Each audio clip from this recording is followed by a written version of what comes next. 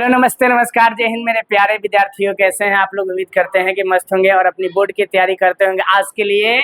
और आज आपके लिए लेकर आए हैं बहुत ही बिंदास हिंदी का बहुत ही जबरदस्त टॉपिक, जिसका नाम है दही वाली मंगमा। आपने सही सुना और जानते भी होंगे दही वाली मंगमा के बारे में। अगर दही वाली मंगमा से क्वेश्चन नहीं आया, ऐसा हो ही नहीं सकता है। आपके एग्जाम में सबसे जबरदस्त तरीका का दही वाली मंगमा से क्वेश्चन आता है और इसके बाद इसको हम आपको पढ़ाने वाले हैं। तो प्रत्येक दिन जो कमेंट आता है, जो अच्छा कमेंट लगता है, वो बच्चे का जो दिया हुआ होता है, हम उसको बोलते हैं। देखिए, एक बच्चा ने कमेंट किया है और प्यार मोहब्बत के बारे में क्या बोला है, सुनिएगा। लिखा है कि जिधर देखो इसके बीमार बैठे हैं, जिधर देखो इसके बीमार बैठे हैं, हजारों मर गए लाखों तैयार बैठे हैं। जिधर देखो इसके बीमार बैठे हैं, हजारों मर गए लाखों तैयार बैठे हैं। बर्बाद होते हैं लड़कियों के पीछे, बर्बाद होते हैं लड़कियों के पीछे, और कहते हैं कि हम बेरोजगार बैठे हैं। समझे? चलिए, तो आपको भी जो अच्छा लगे शायरी वो कमेंट कीजिएगा, और अगर हमें अच्छा लगेगा तो आप तक हम वो शायरी को जरूर पहुंचाएंगे, है ना। तो आइए शुरुआत करते हैं आज की क्लास। सबसे पहले लिखा है दही वाली मंगमा। ध्यान देंगे, यानी कौन वाली मंगमा हो? दही वाली मंगमा। एक लेडीज का नाम है जो क्या बेचती है? दही बेचती है। क्या बेचती है? दही। तो दही बेचने के कारण इसका नाम जो है वो दही वाली पड़ता है। बात समझ रहा ना? अब सुनिएगा, लेखक के नाम याद रखेंगे, श्रीनिवास जी है। कौन है? श्रीनिवास।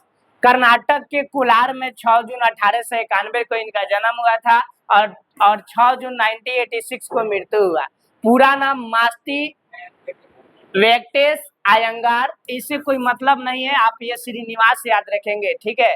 श्रीनिवास से आएगा। एक कन्नड़ साहित्य के प्रतिष्ठित रचनाकारों में से एक माने जाते हैं और हिंदी अनुवाद B.R. नारायणन ने किया था। देखो, पाठ परिचय है। प्रस्तुत कहानी दही वाली मंगमा एक प्रधान कहानी है कि नहीं है? प्रधान कहानी है। इसमें 2 पीढ़ियों की भावनाओं को लेखक ने बड़े ही स्वाभाविक ढंग से प्रस्तुत किया है। कई पीढ़ी का हो पूछेगा तो कहिएगा 2 पीढ़ी का। कहानी एक दही बेचने वाली की है। क्या है? एक दही बेचने वाली की है, जो परिवार में सब पर अपनी धाक जमाती है। नहीं समझे? दही बेच कर आती है, परिवार में सब पर अपनी क्या जमाती है? धाक। धाक जमाना समझते हो ना? नहीं समझते हो? धाक जमाना का मतलब हक जमाना है। बहू खाना नहीं बना, अभी ले क्या कर रही थी? ऐसा बर उड़े सबर ना समझे? बेटा आएगा, तू कहाँ अभी आ रहा? क्या करा था सबर है? नहीं समझे? परिवार में जो सदस्य है उस पर हक जमाना, धाक जमा रही थी। समझ रहा? कौन? दही वाली मंगमा। अरे भाई, जो कमाता है वो तो हक जमाता ही है। बात समझ रहा? सुनिए, सब पर अपनी धाक जमाती थी, जबकि बहू अपने अधिकार का त्याग कर अपना अपमान समझती थी। नहीं समझे? जब सास बोलत रहे तो बहू के लगे है बुढ़िया सवेरे सवेरे क्या कर कर कर कर कर कर करते रहती। ना समझे? आने सास जो है अपन हक जमा रही है बहू पर, लेकिन बहू को क्या लग रहा है? खराब लग रहा है ना। बहू को लग रहा है क्या बुढ़िया कर कर कर कर कर रही। बात सुन, यही मैटर है। देखो, पहले के जमाना रहे, जब पतोह जब जाती थी तो सास से डरती थी कि माँ रे बाप कैसन हमारा सास मिलेगी। आजकल के जमाना में उल्टा है, सास डर रही है पतोह से। क्या है माई, हमार पतोही आई तो हमारी इज्जत कैसे बाची, है ना। आजकल के ससुआ नहीं बल्कि कौन? पतोहिया नहीं बल्कि कौन? ससुआ डर रही है। पतोहिया करे अम्मी जी खाई हम अपना फलानवा के कमाई चला जाए का है। ना समझे? हाँ, आप अभी तो पढ़ा लिखा लड़कियां है तो नौरी तेज हो गई है, सब है कि नहीं है? बोलो। अब सुनिए, तो यही जो है हक कौन जमा रही है, धाक कौन जमा रही हो? मंगमा। ठीक है, मंगमा जमा रही है, दही वाली मंगमा। लेकिन उसकी जो पतो है वो कह रही नहीं, ये अपमान समझ रही है। कहानी का आरंभ दही वाली मंगमा को दही बेचने से होता है ना। आइए सारांश की शुरुआत करते हैं। देखो, मंगमा जो है वो मंगमा औलूर के पास, किसके पास? औलूर के पास। याद रखेंगे जो जो हम गोल कर रहे हैं। बेकटपुर, कहां से? बेकटपुर की रहने वाली थी। कौन? मंगमा। और रोज दही को क्या करती थी, बेचने जो है बंगलुरु जाती थी। या पूछेगा कहाँ जाते थे, रहती कहाँ थे, बेगनपुर, है ना। कहाँ रहते थे, अलूर के पास में बेंकटपुर रहता है, वहीं पर ये मांगमा रहते थे। और दही बेचने प्रत्येक दिन बंगलुरु जाते थे। आते जाते मेरे पास बैठती, मेरे पास मतलब किसके पास, श्रीनिवास के पास। किसके पास, और अपने बातें बताती, मतलब बातें कहती, दिल की बातें। किसे बताती थी वो, श्रीनिवास से। किसे, श्रीनिवास। सुनिए, कह रहा है कि एक दिन वह मेरे बच्चे को देखकर अपना पुत्र और पति की कहानी जो है कहकर पति को अपनी ओर आकृष्ट करने और रहस्यमयी बातें कहने लगी। एक दिन की बात है, जो मगमा है वो अपने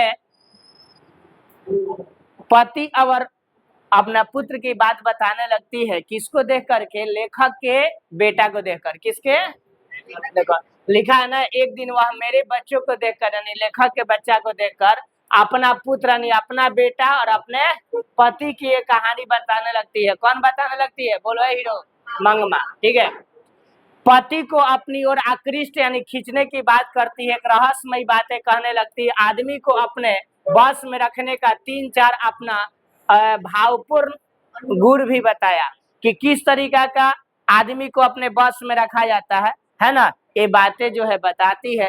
15 दिन बाद मंगमा आई। कई दिन बाद, जिसे बात हुआ उसके 15 दिन बाद, और रोती हुई अपना गृह कलह तथा बहू बेटा से अलग होने के दुख कहानी सुनाई। बात समझ रहा ना। कई दिन बाद आती है, 15 दिन बाद। अब 15 दिन बाद आती है और रोती हुई अपने गृह कलह बताती है लेखक से। कहती है क्या कीजिएगा, आजकल के जमाना में बेटा बेटा नहीं रहा, पतोह पतोह नहीं रही। क्या कीजिएगा, हमारी पतोह जो है ना, इतना कुछ देने के बाद, इतना कुछ देने के बाद, सब कुछ करने के बाद हमारी पतोह हमसे नहीं बोलती। और बोलती है, कहती हमारा जो बेटा है वो भी हमारा साथ छोड़ दिया। नहीं समझे हो, कहती हमारा बेटा भी साथ छोड़ दिया। इस तरीका का मतलब बातें हैं, बताती है। किससे हो, अरे बोलो, लेखक से, श्रीनिवास से। बात समझ में आ गया। अपने गृह कला यानी घर की कला कहती है। बात समझ रहा ना। अब सुनिएगा क्या होता है। इस प्रकार बेटे बहू से विरक्त होकर यानी अलग होकर अपने जोड़े हुए पैसों को अपने साज श्रृंगार पर खर्च करने लगी। ना समझे, जो जोड़ा पैसा बा अपना पर खर्चा करने लगी। इससे वह कुछ लोगों के आलोचना के पात्र भी बन गई। काचे, आलोचना, आलोचना मतलब बुराई। बहू भी उसको जैकेट पर ताना कसने लगी, मतलब बहू जो है वो भी क्या करने लगी, ताना मारने लगी। और बात बढ़ने पर दिए गए गहने भी लौटाने को तैयार हो गई। बात जब बढ़ा तो जो बहू है तो कही है, बुढ़ी हो, बड़ा ताना मारे, ला अपन गहना बताओ, नाकी कानी ले पेन हाँ, बतियावे चलल बा। ना समझे हो, अब नाकी कानी पेन, अब ताना मारला के बाद गहना लटकावे देवे के बाद कह दी। बात समझ रहा, कौन, मगमा की पतो। बात समझ रहा ना। अब सुनिए क्या होता है। झगड़े के कारण तो पोते की पिटाई थी। देखो बात ही भइल कि जब मगमा दही बेच के आ रही थी ना, तो उसकी बहू अपन बेटा के मतलब मगमा के पोतवा के धक हुकत रहले। तई कहला से, फलनिया काहे मारता रिस रे, ऐसो महारानी काहे मारता से हमरा पोता के। तो कल है, काहे नहीं मारे, मेरा बेटा है। बस झगड़ा के कारण ये हो गए, है ना। अब देखो लेकिन मूल रूप से सास बहू जो है काची हो, मूल रूप से जो सास बहू है, वो सास बहू के बारे में लिखल है। देखो मूल रूप से सास बहू के अधिकार संबंधी ईर्ष्या थी। ईर्ष्या मतलब ईर्ष्या मतलब जलन। बात कुछ और था, लेकिन बताया गया है में काची की झगड़ा। काची का झगड़ा, पोता का। लेकिन पोता के झगड़ा में ना मतलब जलन। पतोहिया कौना से जले, ससवा से, और ससवा पतोहिया से। औरत को अकेली जानकर कुछ लोग उसके धन और प्रतिष्ठा पर भी आंखें उठाते थे, ना समझे। ये बेचारी अकेले थी, तेकरा धन और प्रतिष्ठा पर भी लोग क्या उठाते रहे, आंख उठाता था। एगो था ससुरा गांव का है लुच्चा लफंगा है हीरो, ध्यान दिया, जना का नाम था रंगपा। क्या नाम था? रंगपा। रंगपा भी ऐसे ही किया, उसने बहू के पैनी निगाहों ने तार लिया, मतलब देखा कि अच्छा बहू जो है ऐसी कर रही है, सास को लग रहा है मनाना पड़ेगा, ठीक है। उसने पोतों को उसके पास भेजने का एक नाटक किया और मंगमा भी पोते के लिए बाजार से मिठाई खरीद कर ले जाने लगी। एक दिन कौवे ने उसके माथे से मिठाई की दाना ले उड़ा, समझ रहा ना। अंधविश्वास के कारण मंगमा भयभीत हो गई, जिसे माँ जी ने बड़े कुशलता से निवारण किया। क्या किया? निवारण। देखो बात यहाँ पर ये होता है, बता रहे कुछ, इसको छोड़िए। मतलब जब दही बेचने के लिए मंगमा जाती है, उसका संबंध बहुत बढ़िया होता है। जो गांव जाती है बंगलुरु, वहां पर लोग से पूछने के बाद लेखक जब पूछता है तो सब सही सलामत होता है। बात यह है कि जो अपने पोता की जो पिटाई को देख करके बहू से विवाद हुआ, बहू से विवाद हुआ तो देखो, जब खूब पैसा आता है ना, क्या आता है, खूब जब पैसा आता है तो पैसा जले रहेगा पॉकेट में, तले खूब लोग टंडेली करेगा। और जब पैसा जो होता है, जो पैसा जब धीरे धीरे खत्म होता है, जब पैसा जब उड़ाने लगता है तो लोग क्या करता है कि लोग जो है उनको कहिए तो आप बाहर आ जाइए हीरो, कहो उसको बाहर आने के लिए। तो अभी लड़की बैठी, इसमें आप बैठिए तब तक। कौन बेंचवा है?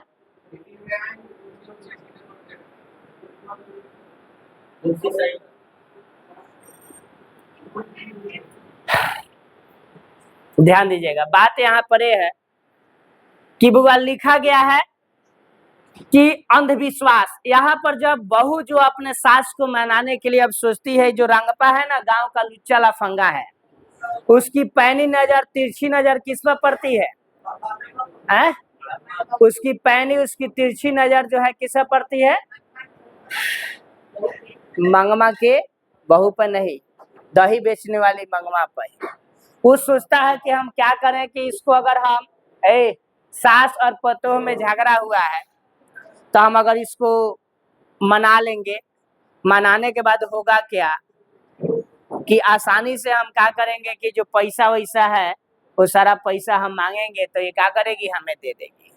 वो रास्ता में जाता है और पीछा करता है किसका, बोलिए, पीछा करता है किसका? मंगमा का। मंगमा जब घूम के देखती है तो कहती है क्या, बोलो तुम्हें क्या चाहिए। मांगने का कुछ उसका इरादा कुछ और था, लेकिन वो चूना मांग कर चला जाता है। चूना बुझला, और खैनी खाए वाला चूना मांग कर चला जाता है ना। वो पैसा मांगने के, ये सब बात अब पता चलती है किसको? पतोह को। पतोह को पता चलती है तो पतोह सोचती है कि अब बात जो है वो क्या होगा, बिगड़ेगा। हम दोनों आदमी आपस में झगड़ते रहेगा, फायदा उठाने वाला कोई और उठा ले जाएगा। यानी अब पतोह को चिंता सताने लगती है कि कहीं मेरी सासू माँ पैसा जो है किसी किसी को ना दे दे, है ना। क्या हो, अगर पतोह को सोचना चाहिए ना कि आखिर ससुआ जो कमा रही है तो लाद को तो लेकर नहीं न जाएगी, क्या है, लाद के थोड़ी ले जाएगी। अगर मरेगी तो सब तो मेरा ही होगा, है कि नहीं। और सोचती है, यही बात के टेंशन में पड़ जाती है कि करे तो क्या करे। अब बच्चा को, जो बच्चा है ना, उसको मुहरा बीच के बनाया जाता है। बच्चों को सिखाती है, कहती है सुनो, जैसे ही दादी माँ दही बेच कर आएंगी तुम काम करना, कहना कि माँ जी, दादी माँ, मुझे आपके साथ रहना, दादी माँ मुझे आपके साथ रहना, ना समझे। वो कहती है कि सुनो, जैसे जैसे कहेंगे वैसे करना। जैसे ही तुम्हारी दादी आएंगी दही बेचकर, इसके बाद तुम क्या करना, दादी की पैर पकड़कर रोने लगना। दादी के पैर पकड़ के क्या करना, रोने लगना, कहना कि दादी माँ मुझे आपके साथ रहना है, दादी माँ मुझे आपके साथ रहना है, मुझे मम्मी के साथ नहीं रहना है, मम्मी मुझे बहुत मारती है। और जब तक दादी तुम्हें गले ना लगा ले तब तक उनका पैर मत छोड़ना। बच्चा यही काम करता है। दादी जब आती है दही बेच करके, इसके बाद बच्चा जो है दादी की क्या करता है, पैर पकड़ कर रोने लगता है, कहता है कि दादी माँ मुझे आपके पास रहना है ना, मुझे मम्मी के पास नहीं जाना, माँ मुझे बहुत मारती है। अब देखो, जब उसके पोता जब उसे लिपटता है तो दादी माँ की कलेजा जो होती है वो क्या होती है बाबू, पिघल जाती है। और जब दादी माँ की कलेजा जब पिघल जाती है तो दादी माँ अब जो है अपने बेटा को अपने पोता को क्या करती है, कलेजे से लगा लेती है, कहती है चुप हो जा पोता, तुम मम्मी के पास मत जाना, मेरे पास रहना। अब जा गए। अब जब पोता जब माँ के दादी के पास चला गया तो उसी बहाने अब पतो बोलना शुरू ना करेगी हो। अब नहीं तो कहेगी, मान लो पोता को कहेगी बउआ खाना खाएगा, लो आ दादी माँ से जाके इसको थोड़ा खाना खिला दीजिएगा, लीजिए आप भी खा लीजिए। धीरे धीरे धीरे धीरे धीरे धीरे बात समझ रहा हो ना। अब ये जो है बात करना शुरू कर देती है, किससे, ठीक है। यानी इसमें क्वेश्चन आता है कि बहू ने सास को मनाने का कौन सा तरीका अपनाया, सब दिया हुआ है, समझे ना। अब सुनिए आगे क्या होता है। करा बहू के द्वारा नाटकीय ढंग से पोते को दही के पास भेजने पर बहू का मंत्र बड़ा कारगर हुआ, और दूर बढ़ने से भी प्रेम बढ़ता है। मानसिक तनाव जो होती है वो मानसिक तनाव क्या होता है, घटता है ना। और सुनिए क्या होता है, दिखाई दे रहा है। हुआ ऐसे ही मंगमा को भी बहू से सौहार्द बेटे और पोते के स्नेह नजर आने लगी। बेटा और किसका, पोता का। बड़े बूढ़ों ने भी समझाया उनको कि छोड़ दो, तहर कितना दिन के जिंदगी बा ये बचिया, एक ना एक दिन तो दांत यार के हे चलिए जाएगा। अब अपना जिद पर अड़ल रहबू तो कोनो फायदा बा। आखिर जन कमा खोटा के जन संपत्तिया बचा के रखबू तहर वही ओकरे होई, कहना के पतोहिया के। तो जैसे देतिया जेंगा बा वैसे मानो। अब अपन जीत पड़ला से कोनो फायदा बा। गांव बुजुर्ग के लोग ये नो, गांव मोहल्ला के लोग समझावेला। अब यही समझाया सब। एक बात सुनिए क्या होता है। बहू ने मंगमा का काम अपने जी में ले लिया। क्या ले लिया, अपना जी में। किसका काम, एक दिन दही बेचने के लिए क्रम में नजमा समझ रहा ना, अली मंगमा के बहू का नाम है, आई और मुझे सारी बातें बताई। कौन बताई, उसकी पतोहिया बताई। किसे, लेखक से। उसने परिवार का जमा पैसा लूट जाने के भय के कारण बहू बड़ी कुशलता से पुनः परिवार में शांति स्थापित कर लिया और फिर पहले की तरह रहने लगी। ना समझे, पतोह को डर लग गया कि दादा रे दादा, जितना बुढ़िया कमा के रखल है बिया उ सब अब लूटे वाला बा। बिना काम के हम जौन बाजे तो अपना पैर में कुल्हाड़ी मार लिए। आई दादा, इससे अगर हम इस समस्या से नहीं निपटे तो पता चला कि जितना कमा खोटा के हमार सासू माँ रखले बारी सब का होई, सब बिला जाई। ऐसे बढ़िया समझदारी यही में बाकी केहूँगा सासू माँ के क्या कर लिया, पटा लिया। बात समझ रहा ना। तो यही सासू माँ को पटाती है, किससे बताती है ये, लेखक से, श्रीनिवास से। तब न श्रीनिवास लिखते हैं बड़ी कुशलता से, देख रहा हो ना, कि पुनः जो है परिवार में शांति स्थापित करती है। एकरा कहा जाला समझदारी। देखो कहा गया है ना बाबू कि धरती पर अगर किसी भी घर में जो अगर कला है तो समझिए कि बहुत बेकार है, घर बर्बाद। लेकिन इस धरती पर एक परिवार में मेल होना इस धरती पर स्वर्ग के समान है। अगर आपके घर परिवार में सब परिवार सही सलामत कुशल चल रहा है, मेल है, तो समझिए कि ये धरती पर वो धरती पर स्वर्ग है। क्या है, स्वर्ग है। यही बाबू कलह को हटाती है। और अंत में लेखक इस निष्कर्ष पर पहुंचता है कि सास और बहू स्वतंत्र की होड़ लग जाती है दोनों में, और उसने माँ बेटे और पति पत्नी है, माँ बेटे पर से अपना अधिकार नहीं छोड़ना चाहती है। माँ जो है अपने बेटे पर से अधिकार नहीं छोड़ना चाहती है, तो बहू अपने पति पर अपना अधिकार जमाना चाहती है। यही सारे संसार का किस्सा है कि नहीं है? बोलो। अगर मान ला हमारी शादी भइल, हम अगर अपना पत्नी के बात माननी तो हमार माई कही कि उसोग मरानी आयल तो हमार बेटा के जन बात तोता बना दिलस, जेंग उ कहती है वही नहीं करता है ना समझे? अगर माई के खाली बात मानता नहीं, पत्नी के बात नहीं मान रहे हैं, तो पत्नी कहेगी हमार तक किस्मत फूट गल कि इनकरा जैसन आदमी से बियाह भइल। ना समझे? जो काम कहते हैं, जो बात कहते हैं, ये तो मेरा मानते ही नहीं। समझदारी इसी में है कि दोनों का बात मानना चाहिए। जैसा मतलब देखो सिचुएशन, उसके हिसाब से ढल जाओ, है ना? मम्मी को देखला के बाद मम्मी के हिसाब से, पत्नी के देखला के बाद पत्नी, यानी दोनों का बात मानिए। बात समझ रहा ना? यानी जो बेटा है उस बेटा पर अपन माँ हक जमा रही है और पत्नी जो है अपना पति पर हक जमा रही है। बात समझ रहा है ना? यही कारण था। ठीक है, अब देखो इसमें बाबू मगमा का अपने बहू के साथ किस बात को लेकर भी बात था, हो जाएगा ना? तो क्वेश्चन आंसर अगला एपिसोड में बता देंगे, आप देख लीजिएगा। ठीक है, समझ रहा ना? बहुत बढ़िया बढ़िया क्वेश्चन है। रंगपा कौन था? अगर आपको क्वेश्चन देखना है तो स्क्रीनशॉट ले सकते हैं। बहू ने सास को मनाने का कौन सा, ये बार बार क्वेश्चन आता है, मोस्ट भी यही रहता है। समझ रहा ना? और भी इसमें कुछ क्वेश्चन होगा। देखो यहाँ पर है ना, इस कहानी का कथावाचक कौन है, मतलब लेखक के बारे में पूछा गया है। मंगमा का चरित्र चित्रण, इसके करेक्टर के बारे में बताना है, जो बहुत बढ़िया है। देखिए यहाँ पर दिख रहा है, तो आप इसका स्क्रीनशॉट लेकर के आप बना सकते हैं अगर आप यूट्यूब पर वीडियो देख रहे हैं तो। समझ रहे हैं? मंगमा ने अपना धर्म नहीं छोड़ा, कैसे देख लीजिएगा इसके स्क्रीनशॉट में। मंगमा की बहू से विवाद निपटाना पहल क्यों किया, ये भी ठीक है।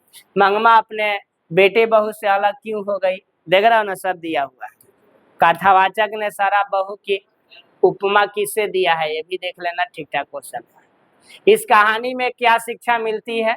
अगर एग्जाम में आएगा तो कहेगा दही वाली मंगमा कहानी से क्या शिक्षा मिलती है। दही वाली मंगमा कहानी का संदेश क्या है? मंगमा और नाजमा कौन थे, है ना? अधिक बुद्धिमती है कौन है? पतोहिया है, तब ही ना है। तो इतना आपको हमने 12 क्वेश्चन दिया है। एक क्वेश्चन आप लोग VVI है, देख लेंगे, ऑब्जेक्टिव बाद में लेकर आएंगे। तब तक आप चैनल पर बने हैं तो बने रहिए और बेल आइकन को दबा कर रखिएगा, ताकि आने वाला भविष्य में जो वीडियो अपलोड करे आप तक पहुंचे। धन्यवाद। जय हिंद, जय भारत।